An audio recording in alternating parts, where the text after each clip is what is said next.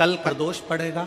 बुधवार की प्रदोष पड़ती है तो शिव रजत भवन में निवास करते हैं। बुधवार की प्रदोष कामना की पूर्ति करती है। मेरा मेरी जीजी से, मेरी बहन से निवेदन है, तुम दुनिया के साल भर में कितने भी व्रत कर लो, तुम कितने भी उपवास कर लो, तुम कितनी भी पूजन कर लो, तुम कितना भी अनुष्ठान कर लो, सारे व्रतों पर, सारे अनुष्ठानों पर, सारी पूजन पर सावन के महीने के जो सोमवार होते हैं, जो शिवरात्रि होती है, जो प्रदोष होती है, ये पूरे साल के व्रतों पर प्रबलता प्रदान करते हैं, बल देते रहते हैं। पर निवेदन है, सावन के सोमवार का व्रत करो, पर ऐसा व्रत मत करना कि तुम्हारे व्रत करने से परमात्मा को भी टेंशन हो जाए।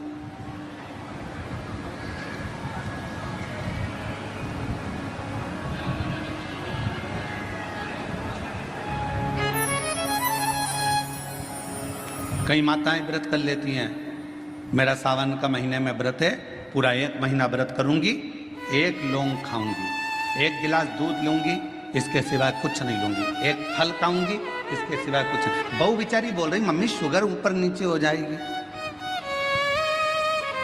तुम्हारा बीपी ऊंचा नीचा हो जाएगा, तुम तो खाओ पियो। अब आपको पूरे महीने भगवान शंकर की आराधना भी करना है, पूजन भी करना है, अर्चना भी करना है, जाप भी करना है, कथा भी सुनना है, मंदिर भी जाना है, और मालूम पड़ा ऊपर से तुम बीमार पड़ गए। बीमार पड़ गए तो क्या मंदिर जा पाओगे? जम के तो बोलो, नहीं। आराधना कर पाओगे? बैठकर भजन कर पाओगे? कथा सुन पाओगे? नहीं।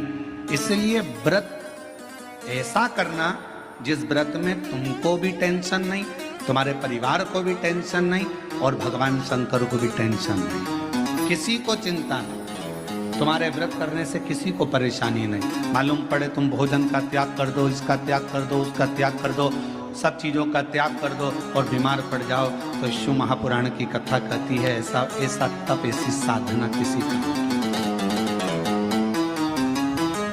कई माताएं तो ऐसी भी होती हैं भाई, पत्र लिखती हैं, कहे गुरुजी हमारे घर में अभी इनकी तबीयत ठीक हुई, फिर ससुर की तबीयत खराब हो गई, देवर का हो गया, देवरानी का हो गया, सास की हो गई, मेरी हो गई, बच्चे बीमार पड़ रहे हैं, कहीं कोई बीमार पड़ रहा, कोई बीमार पड़ रहा, एक ना एक घर में बीमार पड़ते ही रह रहे हैं, कोई ठीक रह ही नहीं पा रहा। गुरुदेव हमारे घर में कोई दोष हो गया क्या, या हमारे पूजन के कक्ष में कोई तकलीफ हो गई, या हमारे घर में पितृदोष हो गया, वास्तु दोष हो गया, काल सर्प दोष हो गया, एक बीमार पड़ता एक ठीक होता, फिर बीमार पड़ता फिर ठीक होता, फिर बीमार पड़ता फिर ठीक होता।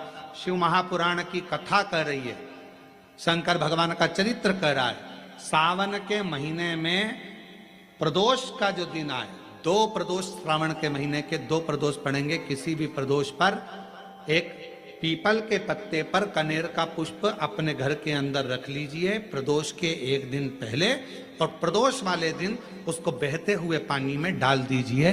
जिंदगी में जो तुम्हारे यहाँ तकलीफ चल रही है, एक उठ रहा है, एक बैठ रहा है, एक बीमार पड़ रहा है, एक ठीक हो रहा है, फिर बीमार पड़ रहा है, फिर ठीक हो रहा है, ये ठीक हुआ, फिर इसको हो गया, फिर इसको कुछ हो गया, फिर किसी को कुछ हो गया, अर्थात शिव का नाम लेकर। और फिर ही ध्यान देना, इस क्रम को करने के लिए आपको तुमरुकेश्वर महादेव का नाम लेना पड़ेगा। कौन से महादेव का नाम बोलना है? तुमरुकेश्वर महादेव, जिन्होंने भगवान शंकर की अविरल भक्ति को धारण करा। एक शिव और एक गुरु, 2 वाणी पर अगर भरोसा निश्चित है तो यह मानकर चलो कि भगवान शंकर आपके जीवन में कभी तकलीफ आने ही नहीं देगा।